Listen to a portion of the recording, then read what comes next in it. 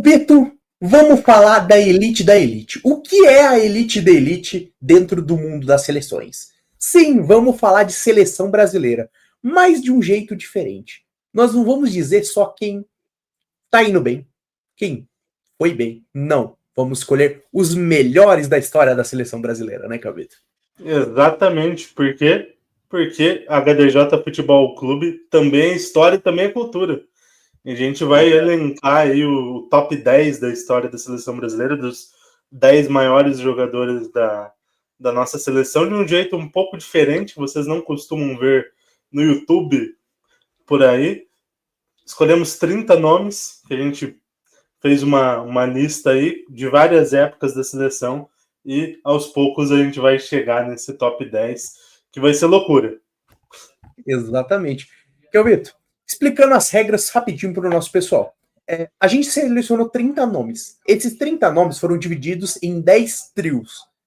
Por era, por período em qual eles jogaram. Pode ser mais, no período ali de mais ou menos, ou uma Copa do Mundo, ou por volta ali de 10 anos ali, para a gente conseguir fazer essa separação. Então a gente vai jogar 3 nomes na tela, a gente vai falar os 3 nomes e a gente vai escolher um. No final, a gente vai fazer a nossa composição desse nosso top 10. Né, vale lembrar que não necessariamente eles jogaram juntos na mesma época na seleção, mas a gente fez ali alguns ajustes, alguns encaixes, para que ficassem 10 trios entre esses 30 nomes que a gente escolheu. E para ser o mais justo possível, porque a gente sabe que o futebol dos anos 20, os anos 30, os anos 50 e o futebol dos anos recentes são muito diferentes. É claro, a gente tem gênios que seriam gênios, acho que quase em qualquer época, né? Mas a gente precisa balizar um pouco mais para a gente conseguir fazer um pouquinho mais justo, né? Então vamos para o primeiro duelo, do ano de 1910 até os anos 30, que é Arthur Friedenreich, Leônidas da Silva e Domingos da Guia. Cara, é o duelo, eu acho que mais difícil para a gente avaliar, porque são jogadores que a gente não viu jogar, falando até da nossa idade, a gente tem menos de 30 anos, e são jogadores que a gente também tem poucas informações, assim, não que tem poucas informações, hoje tem tudo na internet, né? Mas que a gente vê menos falar, tanto aqui no YouTube, quanto nas redes sociais, quanto na mídia, vídeos ou na mídia tradicional, TV, rádio e assim por diante.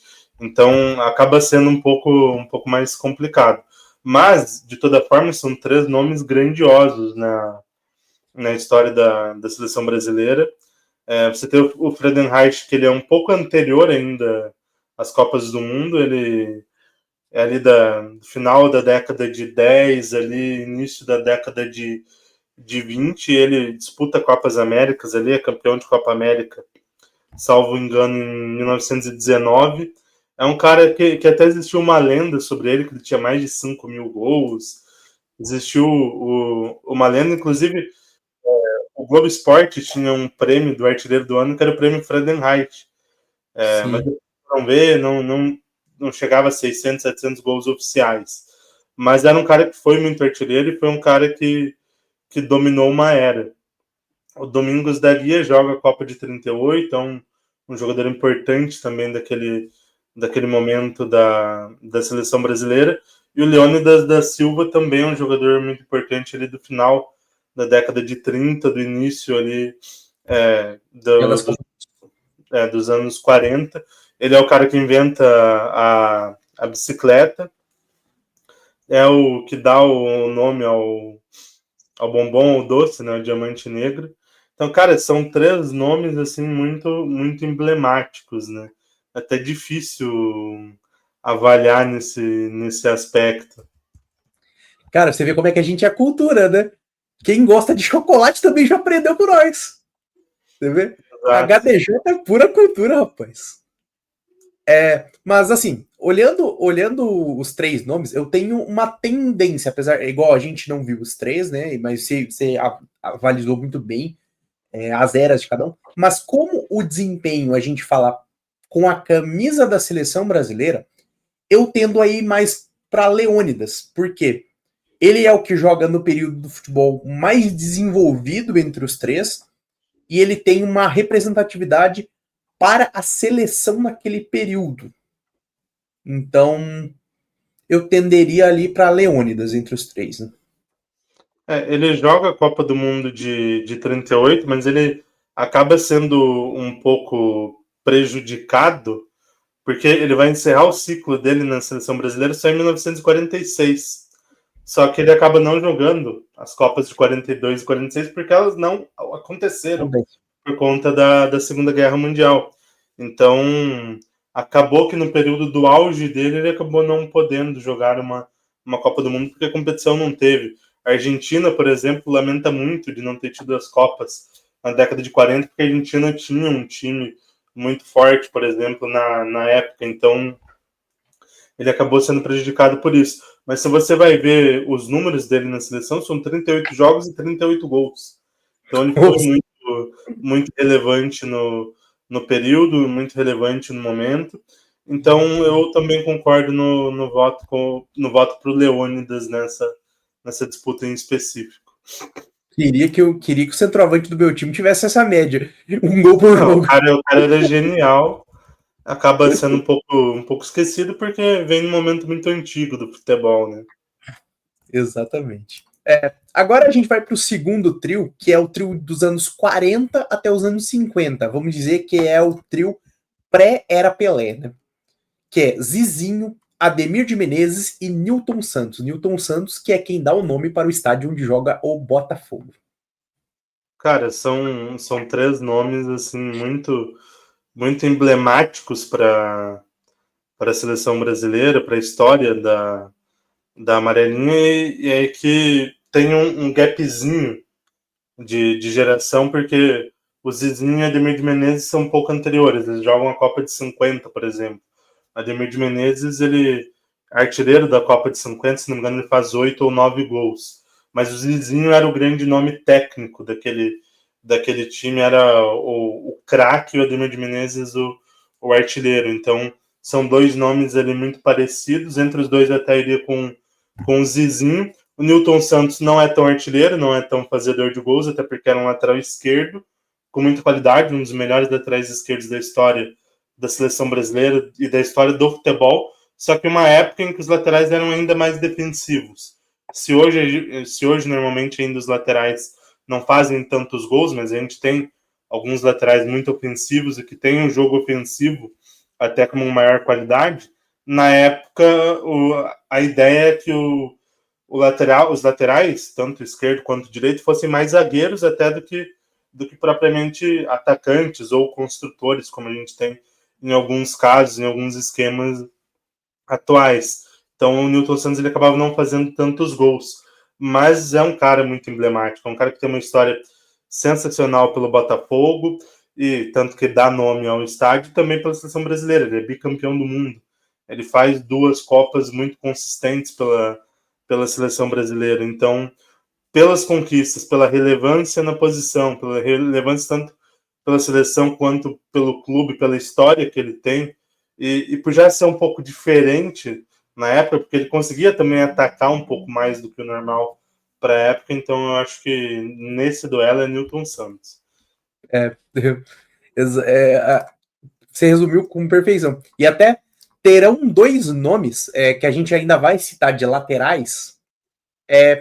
Bom para a galera notar o que era a diferença de um lateral praticamente zagueiro, igual você colocou, para laterais que eram praticamente atacantes nos seus períodos, ou meias ou atacantes, caras que tinham um avanço, uma possibilidade de avanço muito maior. Isso salvado a defesa do técnico da época, né? Então, para você ver a diferença, né?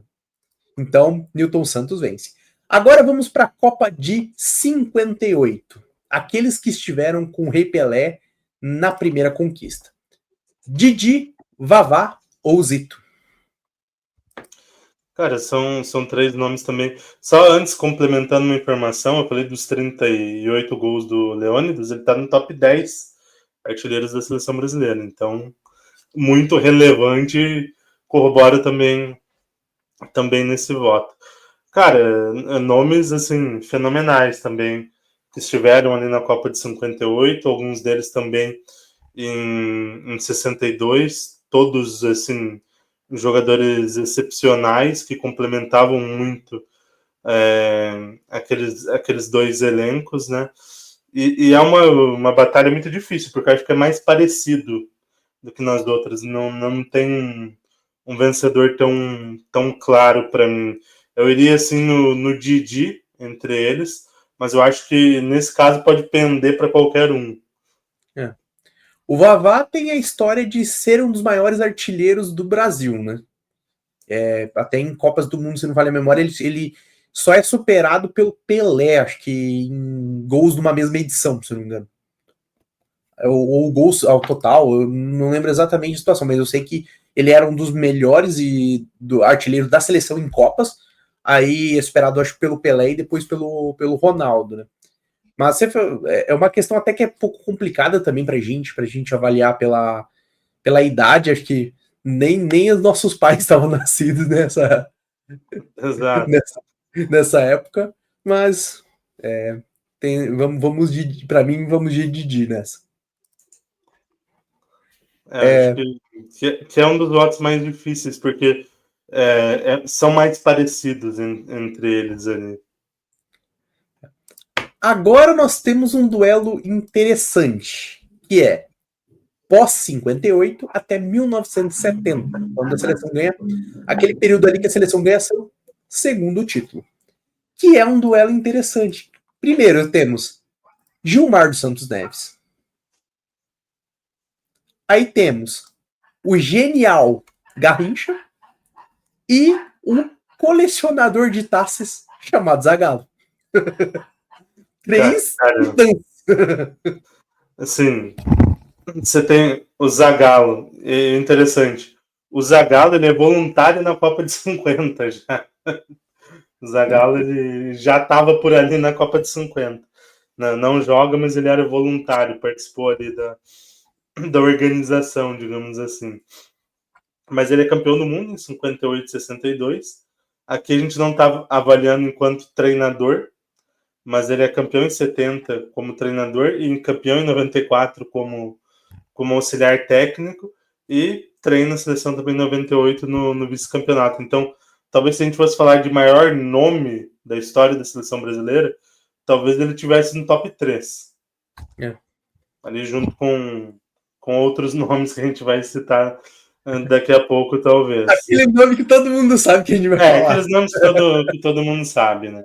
Mas assim, enquanto jogador foi muito, muito relevante também, titular em 2 Copas do Mundo, campeão em 58, campeão em 62, titular em ambas as oportunidades, era um lateral também, vai muito bem nos dois momentos, mas ele não era brilhante. A gente falou muito ali do Nilton Santos. O Nilton Santos era brilhante para a posição e até trazia mais do que a época exigia para a posição. Ele entregava algo a mais. O Zagallo era muito bom, mas era mais cumpridor. Então, apesar dos 2 títulos, eu acho que a gente tem ali nomes mais emblemáticos nesse período. Gilmar dos Santos Neves também bicampeão, 58 e 62, um goleiro muito bom, um goleiro muito relevante para a história da seleção brasileira, o maior vencedor, né, com 2 títulos, um goleiro excelente também, com uma ótima história por clubes, mas você também vai falar de outros goleiros na história da seleção ou do futebol brasileiro que vão rivalizar com ele ou até serão mais considerados. Enquanto outro nome é o Garrincha. E o Garrincha é um dos maiores gênios da história do futebol brasileiro e do futebol mundial. O Garrincha, assim como o Pelé, começa como reserva em 58, entra a partir do 3º jogo e destrói com a Copa do Mundo junto com o Pelé. E na Copa de 62, o Pelé se machuca no início e ele assume o protagonismo e, cara, ele talvez seja o jogador mais destacado, o craque de uma Copa do Mundo mais destacado. Talvez nem o Pelé tenha feito o que o Garrincha fez em 62. Talvez nem o Maradona de 86 se compare ao que o Garrincha fez em 62. Foi algo colossal, ele destruiu com a Copa do Mundo. Eu não gosto da frase do ganhou sozinho a Copa do Mundo, até porque é um esporte coletivo, são 11 jogadores titulares, mais reserva, mais staff, mais comissão técnica, toda uma estrutura, mas ele esbugalhou com a Copa do Mundo, passeou realmente. Então, acho que não... Ele até mandou soltar. Exato, então não tem como não votar no Garrincha nessa. Todo respeito ao Gilmar de Santos Neves e a história também do Zagallo, mas esse é um voto que não tem como não ser do Garrincha. E por que eu falei desse duelo de titãs, né? Porque Zagallo, de técnicos, é o maior da história, para mim, incontestável da seleção, de maior técnico da história da seleção, e de personalidade, igual você falou. Acho que tá no top 3 das maiores personalidades envolvendo, que a gente pode separar técnicos, jogadores, o todo, né? Acho que com certeza estaria. Gilmar dos Santos Neves. As pessoas falam, pessoas que viram ele como goleiro, falam que ele era tão bom quanto o Yashin, que é um dos maiores goleiros da história. Então eu te falo que, meu, o que ele era bom goleiro é sacanagem. Tipo, um dos melhores de todos os tempos. E Garrincha, que é simplesmente um gênio. Ao ponto de que muita gente fala, né, que o Pelé ganhou 3 Copas, mas 58 é a verdadeira Copa do Pelé. O pessoal fala que 62 foi a Copa do Garrincha e 70 foi a Copa do elenco. Né, que era, esquadrão, né? Era do esquadrão, daquele elenco estrelado e muito bom. Então, tinha 4 camisas 10, ali 5 camisas 10 no mesmo time, que o Gerson, que era um camisa 10, virou um primeiro volante, era uma seleção absurda. É igual aquela frase do Guerrinha. O jogador bom a gente encaixa, né? Mesmo que tenha aqui um camisa 10 jogar de lateral, mas a gente encaixa. Você tinha o Gerson, o Jairzinho, Tostão, Pelé, Rivelino. Só aí você tá falando de 5 camisas 10. É praticamente como se, parafraseando para a época atual, é como se você pegasse os 5 camisa 10 dos 5 times do Brasileirão, dos 5 principais do Brasileirão, mais os 10 que jogam na Europa e trouxesse eles tudo junto. É esse nível de prateleira, né? E Garrincha, trazendo um pouco para a época atual, falam dele da Copa de 62, um pouco similar com o que o Messi fez na última Copa. Tipo, de destruir com a Copa. E só que falo que ele foi ainda melhor, no sentido assim, que o Messi ele foi muito bem na última Copa, mas ele teve ali alguns joguinhos que ele não foi tão bem, né? E falo que ele foi tipo regular de ponta a ponta desde o primeiro jogo que ele atuou, né? Então, exato. Esse nível que a gente tá colocando. Então, Garrincha ganha. Vitor, vamos para a Copa de 70. E, com todo respeito, essa aqui não tem. É poupa-tempo, velho. É o famoso poupa-tempo, não tem o que fazer. Gerson, já citado por você, excelente jogador. Carlos Alberto Torres, um exímio jogador. Capitão, um dos capitães mais relevantes da história da seleção brasileira. Mas tem o homem. Mas tem a lenda. O GOAT. Senhor Edson Arantes do Nascimento. Pelé. Então, cara, assim, o voto tá muito claro que é o Pelé e não tem como não ser. O cara é tricampeão do mundo. O cara fez ali mais de 90 gols não oficiais e mais de quase 80 gols oficiais com a camisa da seleção brasileira. Um monstro. Copa de 58, indiscutível. Entra a partir do terceiro jogo, faz uma Copa sensacional, principalmente semifinal e final, em que ele destrói com os jogos. 62 não é uma Copa tão boa, porque ele se machuca logo no início, como a gente citou antes, o Garrincha assume esse protagonismo, e a Copa de 70 é maravilhosa, lógico que ali junto ali com outros jogadores, como o próprio Gerson, Tostão, Jairzinho, que faz gol em todos os jogos, Rivelino e o próprio Carlos Alberto Torres, mas o elenco em si ali, Clodoaldo, Piazza, Félix, o time todo. O Pelé é um gênio, o maior da história do futebol, ou o segundo, junto com o Messi. Eu prefiro o Messi, mas enfim, Pelé é um gênio do futebol, o cara é brilhante, então não tem como não votar nele. Mas só também falar um pouquinho da relevância dos outros dois nomes, do Gerson e do Carlos Alberto Torres. A gente falou anteriormente do Newton Santos, que era um cara diferente para a época. O Carlos Alberto Torres também, como lateral direito, era um cara que era muito técnico. tinha uma qualidade técnica incrível, uma figura de liderança muito grande, tanto que foi o capitão, depois virou um bom treinador também. Então, foi um cara muito relevante, foi um dos capitães mais relevantes da história da seleção brasileira. O Gerson também, um meio-campista sensacional. Os lançamentos que o Gerson tinha era coisa absurda. Então, a gente está falando de nomes da elite da elite. Nomes que hoje, com certeza, com o futebol mais globalizado, e jogariam aonde? Jogariam no Real Madrid, no Barcelona, no Liverpool.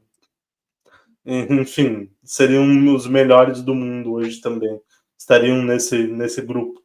Então, nomes de uma relevância sensacional. E o Pelé não precisa nem falar, por isso o voto é nele.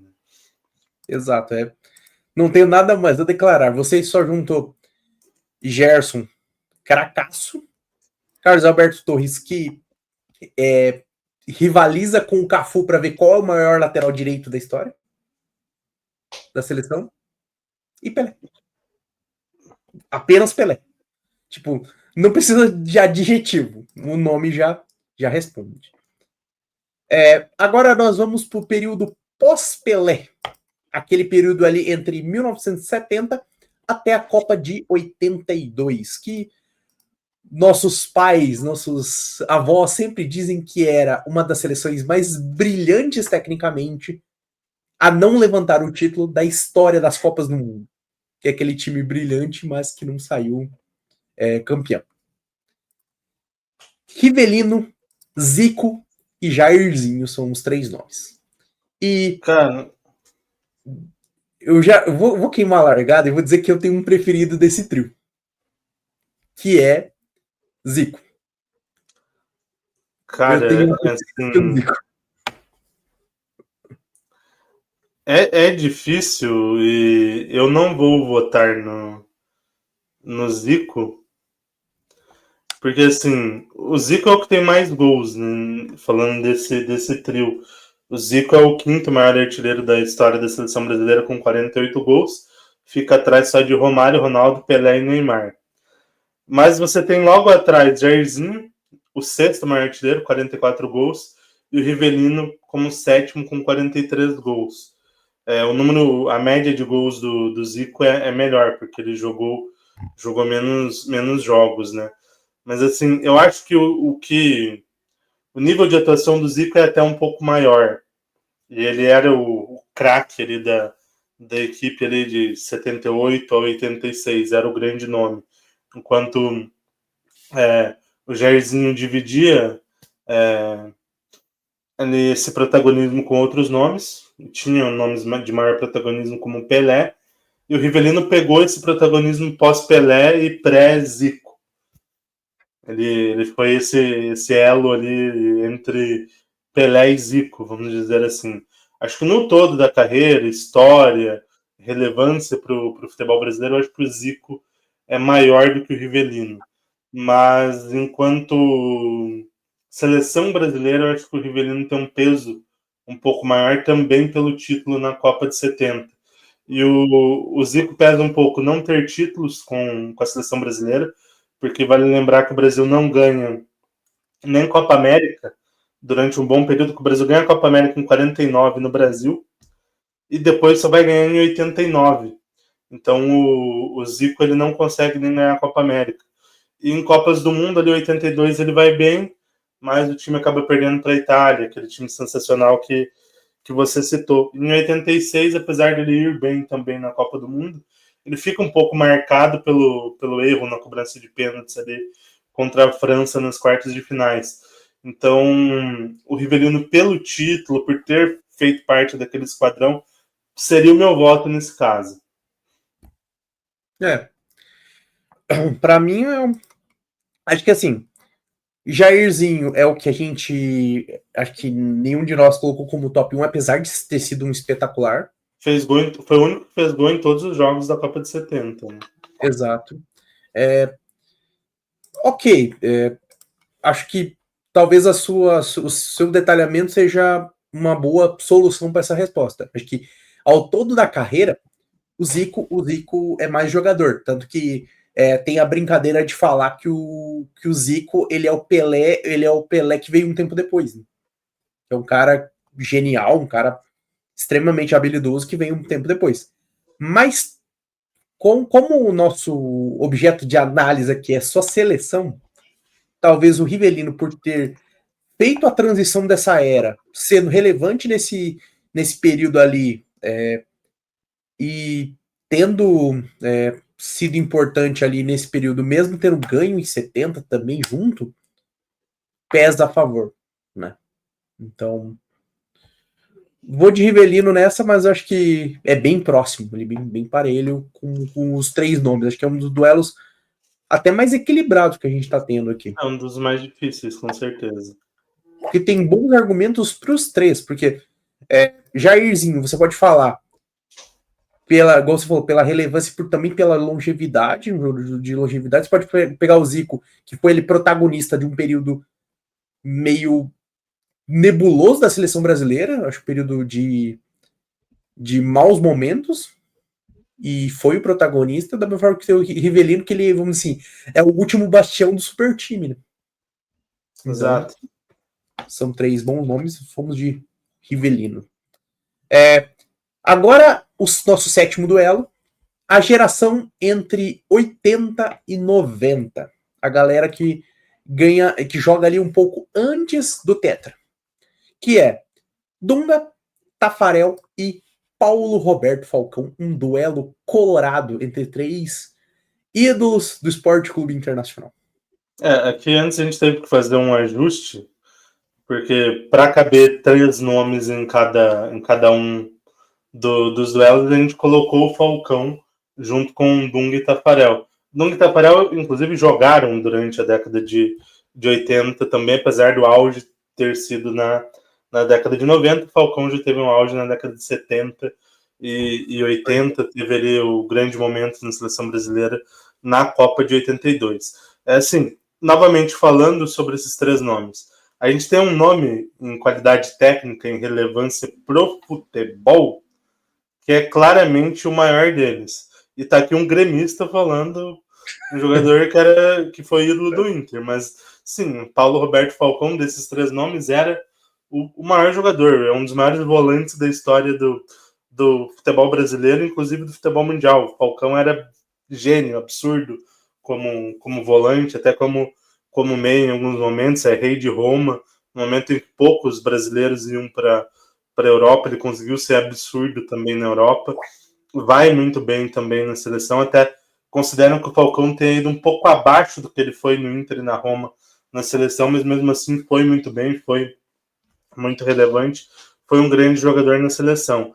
Só que apesar dele, para a história do futebol, ser maior do que Dunga e Tafarel, para a seleção brasileira, nem tanto, porque Dunga e Tafarel são colossais para a história da seleção brasileira. Acho que, assim, Tafarel talvez seja o goleiro mais emblemático da história da seleção brasileira, principalmente por ter jogado no momento que ainda a gente tem uma memória, mesmo que a gente não tenha acompanhado, assistindo na época, a gente tem muito na memória por conta dos vídeos, por conta dos VTs na TV e por tudo que é falado do Tafarel, o sai que é sua, Tafarel do Galvão, que acho que é muito marcante. Quando você pensa em goleiro de seleção brasileira, é difícil alguém que não fale de Tafarel.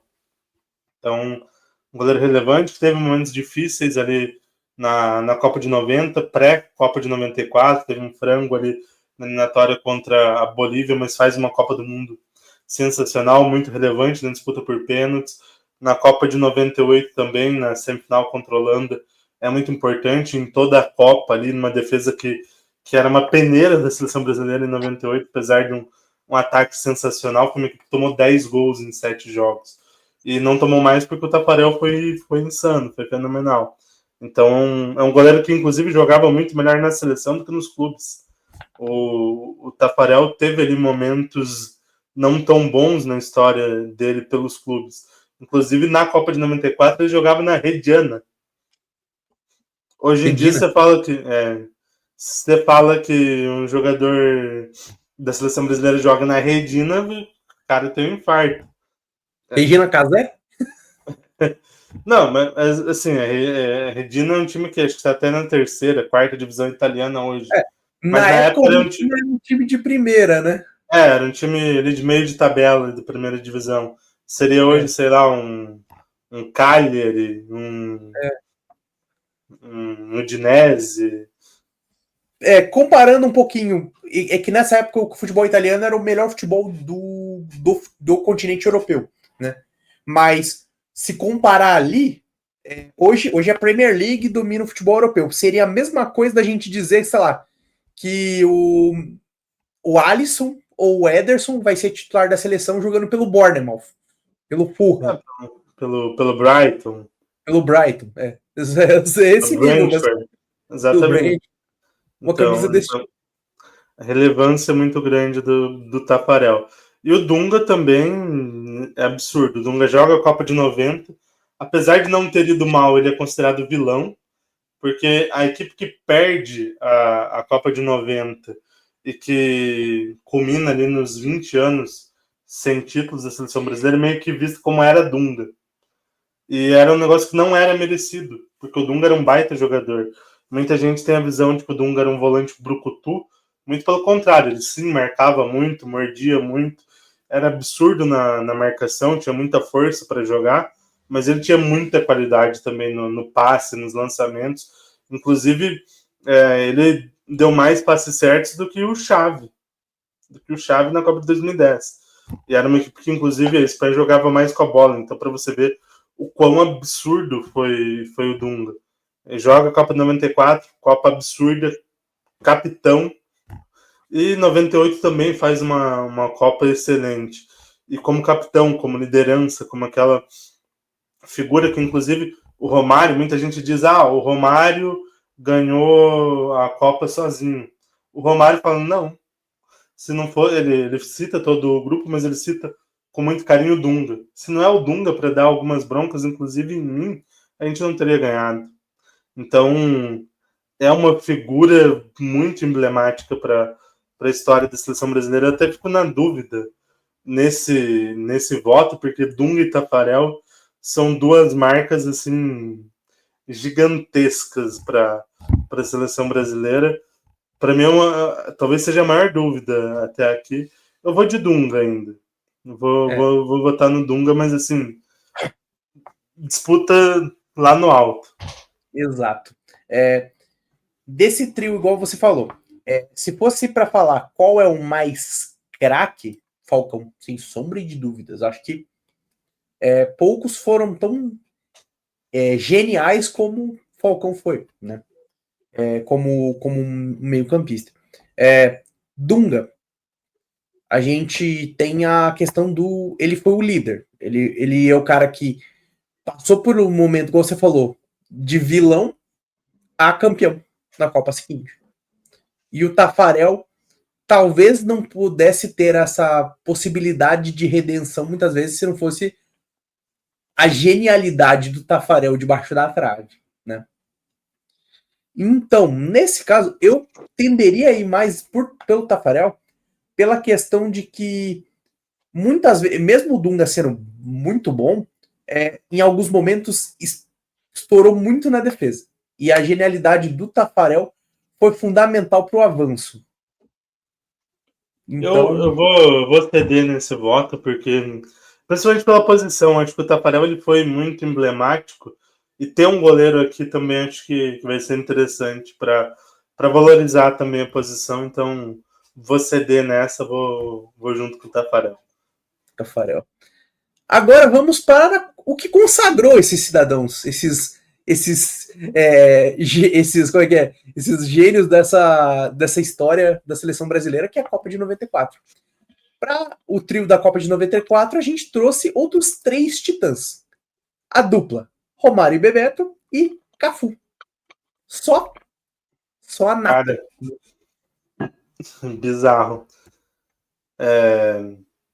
Cara, o Bebeto, muita gente não sabe o quanto ele jogava futebol. Né? Era absurdo. Um cara, sim, qualidade fantástica. Era mais um segundo atacante na época. Hoje em dia, normalmente, as equipes jogam num 4-2-3-1, num 4-4-3, num 4-3-3, ali com os dois pontas, né? Um ponta direita, um ponta esquerda. Mas na época era mais 4-4-2, então o Bebeto era aquele segundo atacante. Ele era ali o atacante que fazia companhia pro centroavante, que era se movimentava um pouco mais. É o E SA do era. FIFA. Exato. A geração mais nova é o SA do FIFA. Exato. E era absurdo. E ele é muito relevante na Copa do Mundo. Ele faz gol contra Camarões, depois ele faz o gol no empate contra a Suécia, o jogo contra os Estados Unidos, que tem a expulsão do Leonardo, e o Brasil tem uma dificuldade imensa para vencer o jogo. É 1-0 com o gol dele. O jogo contra a Holanda, também ele marca, que é o jogo emblemático lá que ele elimina o filho dele, o Matheus, que tinha acabado de nascer. E ele faz uma Copa do Mundo sensacional, com gols muito importantes.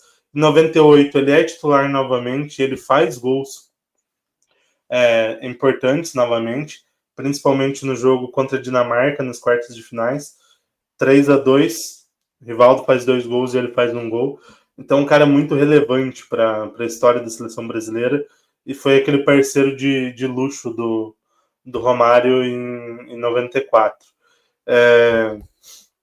Qual que é o outro nome mesmo? Romário, Bebeto e Cafu, né? Cafu. Cara, Cafu, assim, o único cara que jogou 3 finais de Copa do Mundo consecutivas. O Cafu ele era reserva em 94, o titular era o Jorginho, mas o Cafu tinha entrado em algumas partidas durante a Copa do Mundo, era um cara que era importante ali para a rotação. E o Jorginho sente uma lesão ainda no primeiro tempo. O Cafu entra, joga o restante do primeiro tempo, joga todo o segundo tempo, joga toda a prorrogação.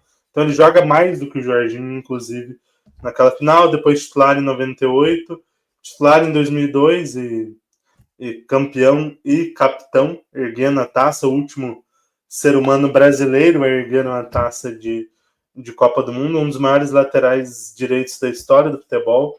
Ele não era tão técnico quanto outros laterais que a gente teve, como o Leandro e o próprio Carlos Alberto Torres, que a gente citou antes, mas acho que toda a relevância dele, o quão vencedor ele era, e também essa figura de liderança é muito impactante.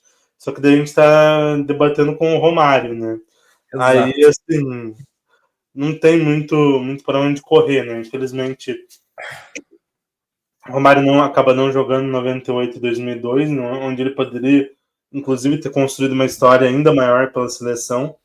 Mas, assim, o Romário é o grande nome da seleção na Copa de 94. Faz um gol na estreia, depois faz gol contra Camarões, dá o passe para o Bebeto no jogo contra os Estados Unidos, faz gol de novo contra a Holanda, faz gol de 1-0 de cabeça contra a Suécia, faz um bom jogo também contra a Itália. Ele que não era muito de bater pênalti, cobra o pênalti contra a Itália no final e converte. E até ele diz uma frase interessante: eu quero bater, mas eu não quero ser o último, porque não vai chegar na última cobrança.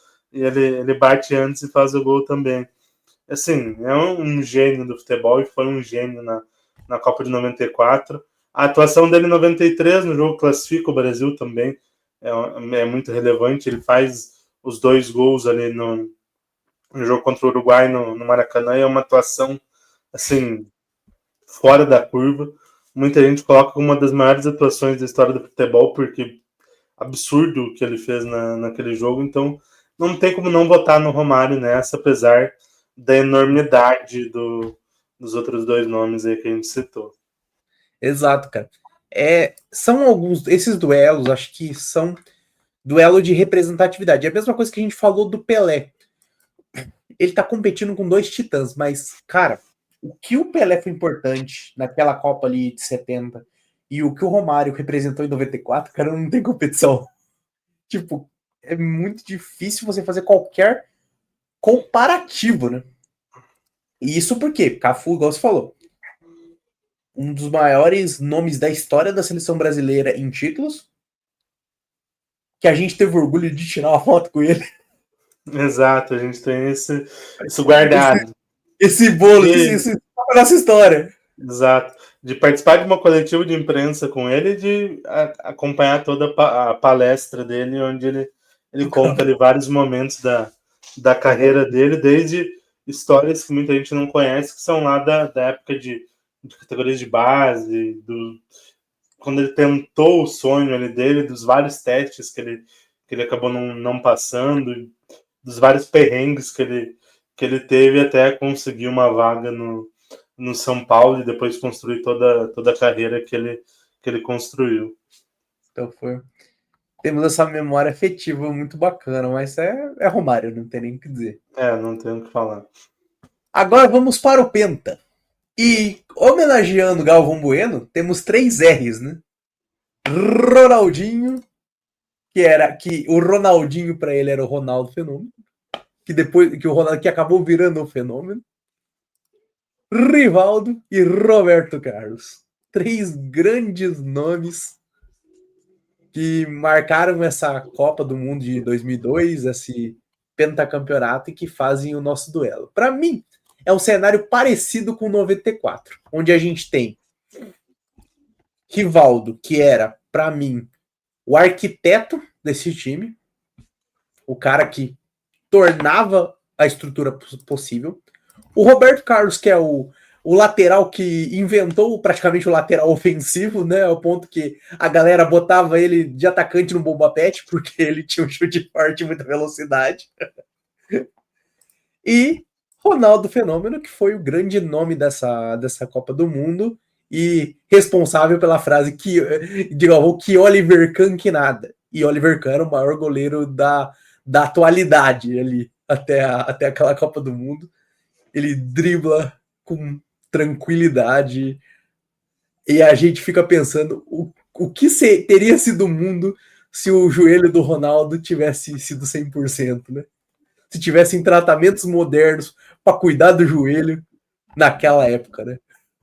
Exato, e assim, brilhante o que ele fez, mesmo com todos os problemas que ele teve no joelho, e teria sido ainda mais assombroso, porque era um jogador espantoso, era um jogador de uma qualidade inacreditável, o que o Ronaldo fez, principalmente ali nos anos finais da década de 90, que isso ainda é pré-2002, mas foi um absurdo e tanto que muitos jogadores hoje sempre citam o Ronaldo como um dos maiores da história, um dos maiores de todos os tempos. Falando dos outros 2 nomes, Roberto Carlos, como você citou, também um dos maiores laterais esquerdos da história do futebol, um lateral esquerdo que era muito ofensivo também e que foi muito emblemático para sua época, chegou inclusive a figurar entre os 3 melhores do mundo em algum momento, teve uma carreira muito sólida, muito consolidada com a camisa da seleção brasileira, faz uma ótima Copa do Mundo em 2002, a melhor Copa do Mundo dele, teve alguns erros ali na Copa de 98, principalmente defensivos, um ou outro erro também na Copa de 2006, mas a Copa de 2002 dele é brilhante, tem um gol de falta contra a China, e tem uma relevância histórica muito grande para a seleção brasileira. Mas, como você falou, tem o Ronaldo. E o outro nome é o Rivaldo. O Rivaldo é colossal também com a camisa da seleção brasileira. O Rivaldo, primeiro, faz uma Copa extraordinária em 98, joga muita bola, faz vários gols, faz gol contra o Marrocos, depois faz 2 gols contra a Dinamarca, um jogo em que ele é decisivo, joga muito bem contra a Holanda também. É um cara que faz uma Copa estupenda. Em 2002, uma Copa ainda melhor. Ele faz gol em todos os jogos até as quartas de finais. Faz gol na estreia contra a Turquia, depois faz contra a China, faz contra a Costa Rica, faz contra a Bélgica, no jogo que o Brasil estava com uma dificuldade tremenda, ele faz um golaço, que ele domina no peito, dá uma espécie de embaixadinha e chuta com a bola no alto ainda dentro da área, faz um golaço. Contra a Inglaterra, atuação maravilhosa também, ele faz o gol de empate no final da primeira etapa. também uma atuação sensacional.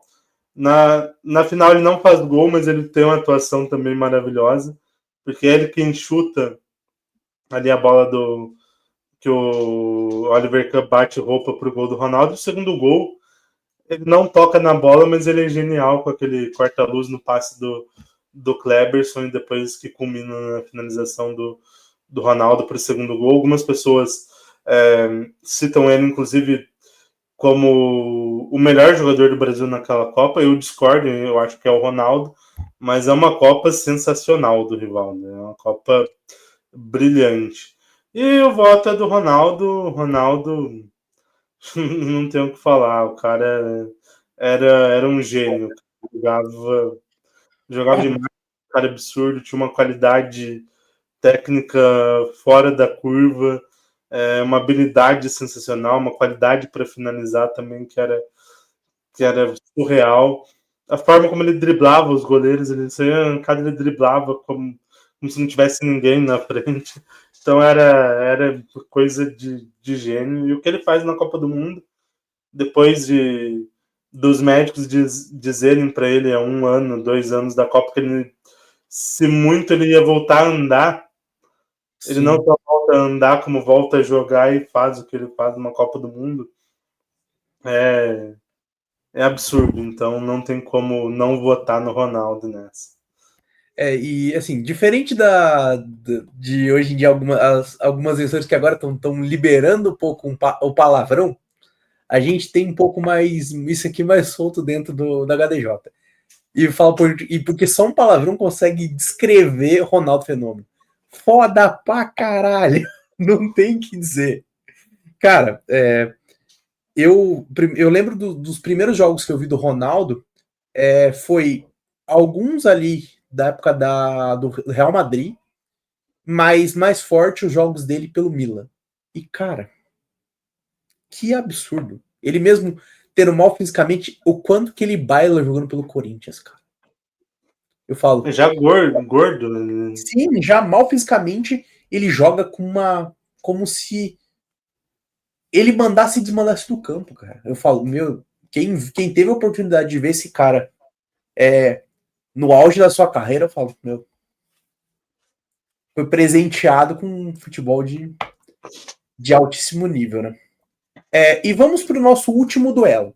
Nosso último duelo é um duelo um pouquinho complicado, porque a gente juntou todo mundo que é 2002 para frente. Então a gente teve que recorrer a 2 nomes que estavam nessa conquista, mas que também ficaram marcados pelo quadrado mágico da Copa seguinte, 2006, né, que era um timaço, mas acabou não vencendo. E a referência mais atual que a gente tem. Então é Kaká, Ronaldinho Gaúcho e Neymar. Cara, é um duelo absurdo.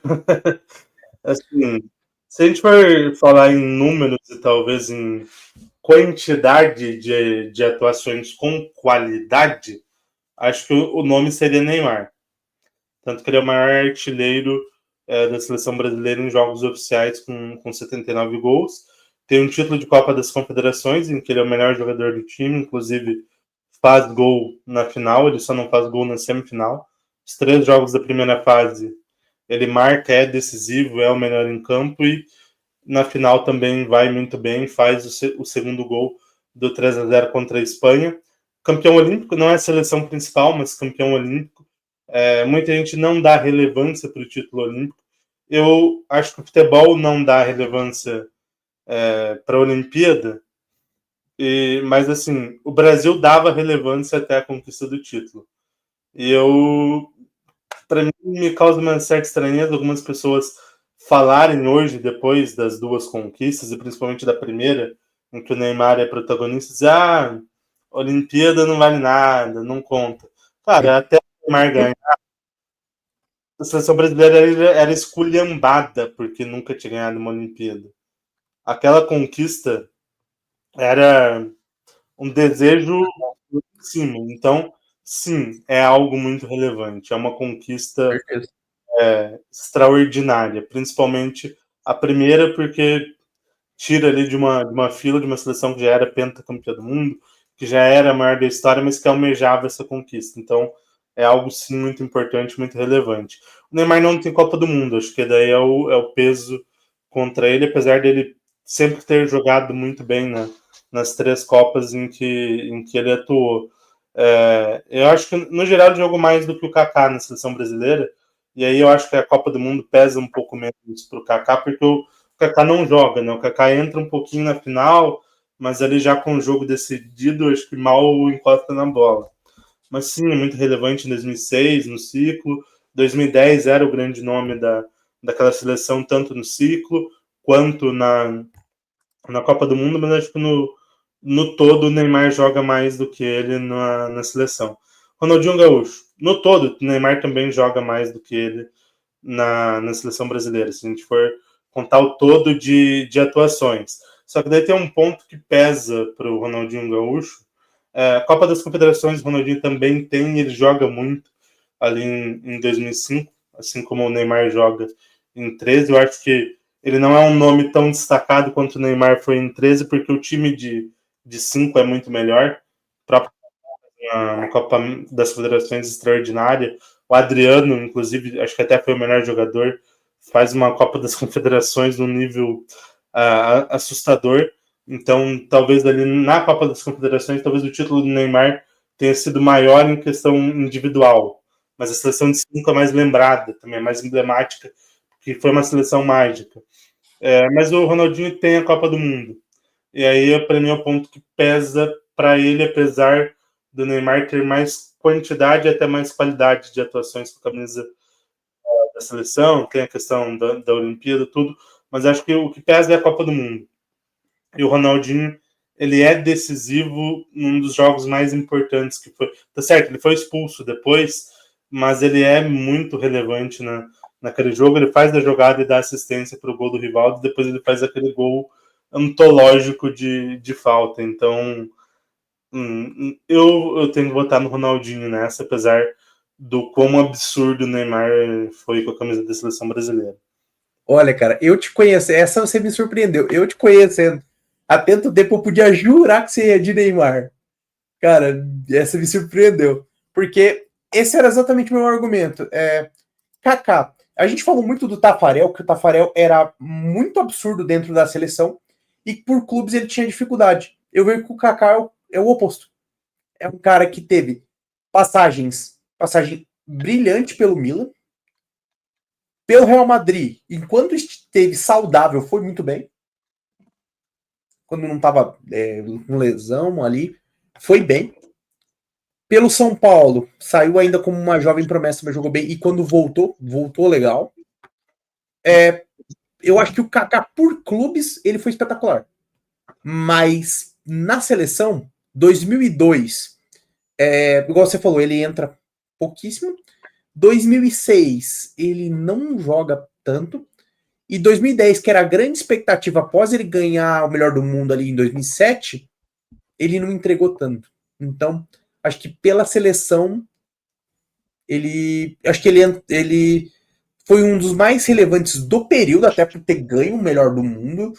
Mas, ele vai muito bem no ciclo ali para 2010, mas ele não. E no ciclo para 6 também, mas na Copa em si ele não tem atuações tão boas. Talvez a atuação mais relevante seja contra a Croácia, na estreia em 2006, em que ele faz aquele golaço na gaveta de falta 1-0 com o gol dele, mas ele não tem assim, atuações tão destacadas na Copa do Mundo, mas no ciclo de 10 ele era o grande jogador. Na Copa do Mundo ele teve os seus bons momentos, inclusive contra a Holanda. Ele joga muito bem, mas o Brasil acaba perdendo. E muito da questão do Kaká, o pessoal lendo fala muito que o Vini ele deixa um gosto amargo para a seleção, porque ele é muito bom jogador, ele já foi eleito o melhor do mundo e a gente espera que o Vini seja aquele protagonista. Mas na hora do vamos ver, na seleção talvez ele não entrega tanto quanto no Real Madrid. E talvez por isso até a escolha do Ancelotti, por exemplo. E eu vejo o Kaká num cenário parecido. Daquele jogador que a gente esperava jogar o que jogou no clube, mas talvez não entregou exatamente o que a gente esperava do clube. Então, por isso, para mim, seguramente ele tá como o terceiro do grupo. No duelo Neymar contra Ronaldinho, é a questão: quem é mais regular? Neymar. Neymar é mais regular ao longo da carreira pela seleção brasileira. Ele teve mais momentos sendo importante, ele teve mais momentos. Só que o ponto é, o Neymar teve momentos importantes, salvo a Olimpíada, mas momentos dentro de jogos que talvez não surtiram tanto efeito. Por exemplo, ele vai lá e bota o jogo debaixo do braço no jogo contra a Croácia, mas o Brasil perde. Ele faz grandes jogos naquela Copa de 14, ele joga bem, mas o Brasil toma um 7-1, entendeu? O Neymar acaba que ele tem grandes momentos técnicos, mas tirando a Copa das Confederações e a Olimpíada, quando era para ele ser o protagonista e fazer deslanchar para, enfim, ganhar uma Copa do Mundo, por uma série de fatores acabou não acontecendo. E o Ronaldinho, mesmo não tendo... Um dos pontos da série de fatores é uma geração em que ele era o craque sozinho. Exato. Acho que ele teve esse azar também. E enquanto o Ronaldinho estava cercado de grandes talentos, que apesar de que o Ronaldinho ter ido aquém em 2006 e não ter jogado na seleção o Ronaldinho do Barcelona, em muitos momentos, em 2002 ele foi importante e ganhou. Então, é Ronaldinho, mas eu acho que se o Neymar tivesse tido ali, principalmente naquele comecinho de ciclo ali, perto do Copa de 13, Copa de 14, aqui, a Copa das Confederações de 13 ali, e toda aquela estrutura, ele tivesse jogadores da prateleira que tinham em 2006 e em 2002, ele talvez teria ganho. Acho que é algo que faltou para ele. Então, acho que meio que as circunstâncias dão o resultado pro nosso bruxo. Então, os nossos escolhidos são Leônidas, Newton Santos, Didi, Garrincha, Pelé, Rivelino, Tafarel, Romário, Ronaldo e Ronaldinho Gaúcho. Agora nós vamos para o nosso game final, que é o Vitor. Selecionamos aqui dos nossos 10 trios. E para gerar aquela tretinha que a gente gosta, vamos fazer uma substituição.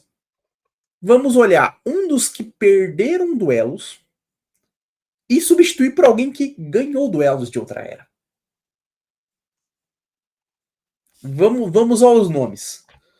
Temos de opção Kaká e Neymar, dos mais recentes, Rivaldo e Roberto Carlos, Bebeto e Cafu, Dunga e Falcão, Zico e Jairzinho, Carlos Alberto Torres e Gerson, Zagallo e Gilmar Santos Neves, Vavá e Zito, Zizinho, Ademir de Menezes e Friedenreich e Domingos da Guia. Qual deles a gente vai puxar pro top 10? Que decisão difícil. Tá, caramba, velho. Decisão complicada. Acho que assim, a gente tem vários nomes aí que poderia estar, tanto em qualidade técnica quanto em títulos, em relevância. Eu vou pelos títulos, pela relevância, pelos feitos emblemáticos e por ter uma foto com ele, eu vou de Cafu. Cara, eu tava entre Cafu, eu tava entre Cafu e Rivaldo, cara. Eu tava entre os dois. Cara, porque o Rivaldo foi muito pique em 2002. Cara, eu também Cafu e Rivaldo. O Rivaldo ele é mais decisivo, né? Mais importante tecnicamente. Talvez se o Cafu tivesse ali e o Rivaldo não tivesse outro atacante, talvez ou provavelmente o Brasil não tivesse ganhado. Então ele é mais importante nesse quesito técnico mesmo, para 2002. Só que também é foda você tirar um Cafu do top 10, sendo que, cara, ele é o único ser humano que jogou 3 finais de Copa consecutivas. Ele tem 2 títulos. E diferente do Ronaldo, que, por exemplo, o Ronaldo já está no top 10, não vou tirar o Ronaldo. E não estou falando que o Cafu é mais relevante que o Ronaldo para a seleção. Mas, por exemplo, diferente do Ronaldo, que desse ciclo, que também ganhou as duas, o Ronaldo não joga em 94, ele fica só no banco. O Cafu ele é importante também no elenco em 94. Em 2002, titular absoluto, joga praticamente todos os jogos, mas em 94, apesar de reserva, ele entra muito. E ele entra na final, inclusive, joga a maior parte da final. Então, cara, é um cara muito emblemático. Ainda tem a questão da figura de liderança, né? Ele foi capitão, ele foi o último brasileiro a erguer uma taça de Copa do Mundo. Então, cara, é difícil. Eu vou de Cafu, mas assim, com dor no coração pelo Rivaldo, também por Jairzinho, por Zico, pelo próprio Neymar, por outros nomes que estão fora desse top 10. Não, são 20 gênios que ficaram fora do top 10. Assim, Exato, cara. Do A gente Dunga. poderia montar uns 3 times aqui brincando. Sim. Talvez, ó. Teve gênio que ficou fora do top 30, tão absurdo que é a seleção brasileira. Ó, aqui só pro nosso time aqui também. Aqui é que o problema é que a gente montou um time que quem marca é Deus, né? Quase nenhum zagueiro desse time. Então a gente talvez precisasse um defensor ali para dar uma equilibrada. Mas em qualidade técnica, meu amigo, se fosse no videogame, era todo mundo com nível acima dos 90 de habilidade. Exato. Vou botar aí. E tem que tirar um para colocar o Cafu? Exato. Esse é o maior problema agora. Outro problemaço. Eu acho que o Cafu, acho que vovô também tá pro Cafu, porque as minhas opções eram Cafu ou Rivaldo, né? Então, vai de Cafu pelas 3 Copas, dá. Mas vamos lá. Cafu contra Ronaldinho. Cara, vamos pensar que se a gente segura o Ronaldinho porque ele não é unânime para ficar. Tá. Cafu contra Ronaldo, não. Ronaldo fica. Não tem nem o que dizer. Cafu contra Romário. Romário fica. Também o Romário não tem o que questionar. Tafarel contra Cafu. Acho que o Tafarel você coloca junto ali com o Ronaldinho, talvez. Depois a gente debate. Dá pra ir. Cafu contra Rivelino. Acho que pra mim não tem disputa. Deixa o Rivelino aí. Cafu e Pelé, esquece. Não tem como. Cafu contra Garrincha, esquece também. Também não dá. Cafu contra Didi. Cara, aqui acho que tem uma disputinha. Cafu contra Nilton Santos. Cara, Nilton Santos tem que estar. O cara que foi titular em 2 Copas, né? Não dá. É um duelo de posição, né? O Nilton Santos era mais esquerdo, né? Apesar de ter jogado nas duas. Mas era uma galera que disputaria com disposição se tivesse junto. Sim. E Leônidas. Cara, o Leônidas não ganha a Copa do Mundo, mas, cara, o cara é um dos maiores artilheiros da história da seleção. O cara é muito emblemático em um período ali. Eu não consigo tirar ele. Cara,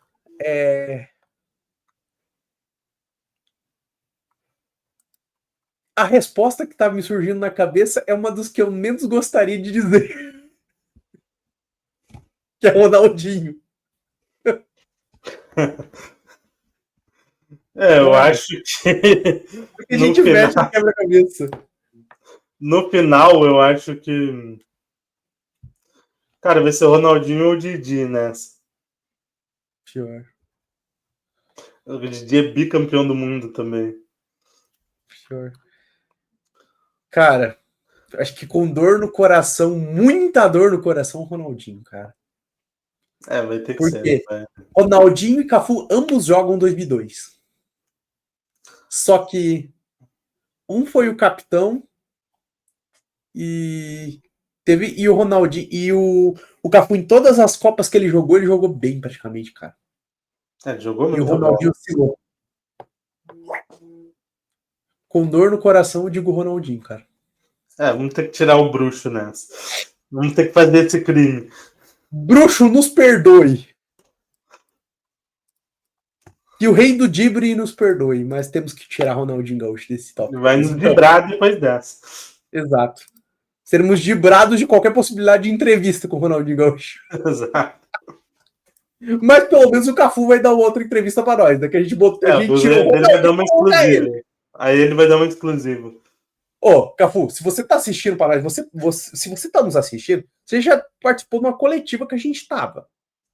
Agora o mínimo que a gente pede é uma exclusiva, né? Que, pô, tiramos o Ronaldinho pra colocar ele. Tem moral. Então, fechamos o nosso top 10 com Leônidas, Newton Santos, Didi, Garrincha, Pelé, Rivelino, Tafarel, Romário, Ronaldo. Nosso 10º elemento é Cafu. E o 11º é Ronaldinho Gaúcho, que é o elemento que ficou de fora do nosso elenco. Não vamos nos atrever a formar um 11 desse time, porque quem marca? Ninguém. É um time de puro ataque. Não tem muita tática nesse time. O técnico desse time com certeza seria Tele Santana, né? Que ia ser 30 gols e toma 25. Zagallo, né? Que fez os meios virarem volantes ali na Copa de 70 também. Quem ia segurar essa bucha aqui é o Tafarel, velho. De tanto chute. Mas eu tenho dó dos adversários que enfrentariam esse time. Mas é isso, galera. Fechamos esse nosso expediente, essa nossa análise divertida, só com lendas, com grandes jogadores da nossa seleção, né, Calvito? Acho que trabalho concluído e acho que a gente está satisfeito com o resultado, apesar de ter que tirar o bruxo que doeu essa na hora. O mais difícil foi tirar o bruxo, mas assim, lista sensacional que só prova o quanto a seleção brasileira é grandiosa, o quanto de jogadores históricos e de qualidade a gente tem. Então, a lista sensacional e muito bacana de fazer, escolher esse top 10. Espero que vocês gostem, que vocês concordem. Se também não concordam, deixem os nomes aí nos comentários, deixem aí as suas opiniões.